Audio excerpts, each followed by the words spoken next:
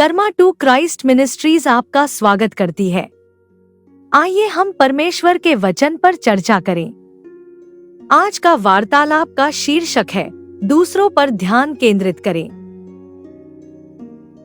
आज के बाइबल छंद है गलातियों अध्याय 6 आयत 2, एक दूसरे का भार उठाओ, इस प्रकार तुम मसीह की व्यवस्था को पूरी करोगे। इफिसियों अध्याय 4 पद 1-2, इसलिए मैं जो प्रभु का कैदी हूँ तुमसे आग्रह करता हूँ कि जिस बुलाहट के लिए तुम बुलाए गए हो उसके योग्य जीवन जियो, नम्रता और धीरज के सभी भावों का प्रदर्शन करो, एक दूसरे को प्रेम से स्वीकार करो। अपनी समस्याओं को भूलने का सबसे अच्छा तरीका है दूसरों की समस्याओं में उनकी मदद करना शुरू करना। हमारी सीमाएं, अतीत का दर्द या यहाँ तक कि वर्तमान दुख हमारे दिन का अधिकांश हिस्सा ले सकते हैं और हमें जीवन में आगे बढ़ने से रोक सकते हैं। हमें पीड़ित बनना बंद करना चाहिए और यह सुनिश्चित करके विजेता के रूप में जीना सीखना चाहिए कि हमारा जीवन दूसरों की मदद करे। हर चीज को आध्यात्मिक समस्या बनाकर या शैतान या यहाँ तक कि परमेश्वर को उनके लिए दोषी ठहराकर आप यह पहचानने से बचते हैं कि हम सभी प्राकृतिक रूप से गलतियां कर सकते हैं। एक बार जब आप स्वीकार कर लेते हैं कि आप अभी भी इंसान हैं और अपनी मानवीय जरूरतों और डर से प्रभावित हैं, तो आपके पास दूसरों के दर्द को समझने के लिए जरूरी प्यार होगा। दूसरों की परवाह और प्यार करके हम न केवल दूसरों के लिए अपने जीवन का उपयोग करना सीखते हैं, बल्कि साथ ही मसीह की आज्ञा का पालन भी करते हैं। और अंदाजा लगाइए, परमेश्वर की आज्ञा का पालन करके वह सुनिश्चित करता है कि हमारा ख्याल रखा जाए। मेरी राय में यह एक अच्छा सौदा है, क्योंकि परमेश्वर मेरे लिए उससे कहीं ज्यादा कर सकते हैं जितना मैं दूसरों के लिए कर सकती हूँ। अगर आपको उपचार की जरूरत है तो दूसरों के ठीक होने के लिए प्रार्थना करना शुरू करें। अगर आपको वित्तीय प्रावधान की जरूरत है तो दूसरों की जरूरतों के लिए प्रार्थना करने के साथ साथ उन्हें देना भी शुरू करें।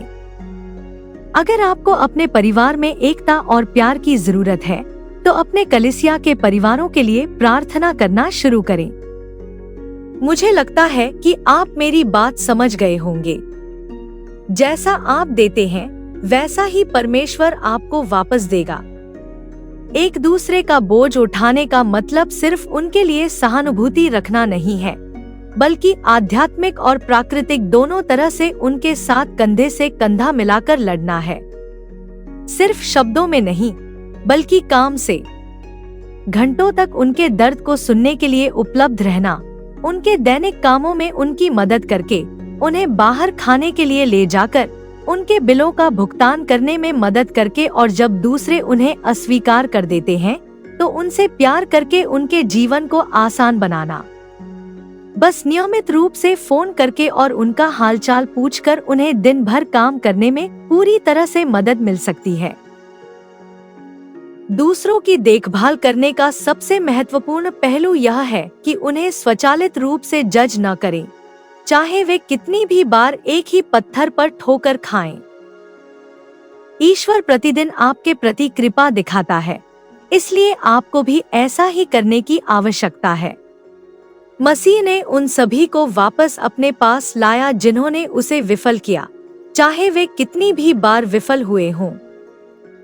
जो लोग कलीसिया में वापस आते हैं वे सही जगह पर आए हैं, क्योंकि यह आध्यात्मिक रूप से बीमार लोगों के लिए एक अस्पताल है। यदि कोई मसीह के पास लौटता है तो आनंदित हों, क्योंकि वे अगले व्यक्ति हो सकते हैं जिनका उपयोग ईश्वर आपको बदलने और आपके अपने अतीत से ठीक होने में मदद करने के लिए करेगा। आइए प्रार्थना करते हैं। स्वर्गीय पिता, आप ही स्वर्ग से ऊपर हैं। वह ईश्वर जो अपनी शक्ति से ऊंचा है और सभी प्रधानता और शक्ति का मुखिया है। हे पिता, हमें हमारी कल्पना से परे प्रेम, क्षमा और अनुग्रह दिखाने के लिए धन्यवाद। जब भी हम पश्चाताप करते हैं और वापस लौटते हैं, तो हमें हमेशा अपने पास वापस लेने के लिए धन्यवाद। दूसरों के प्रति उसी तरह करुणा और प्रेम न दिखाने के लिए हमें क्षमा करें, जैसा आपने हमारे प्रति दिखाया है।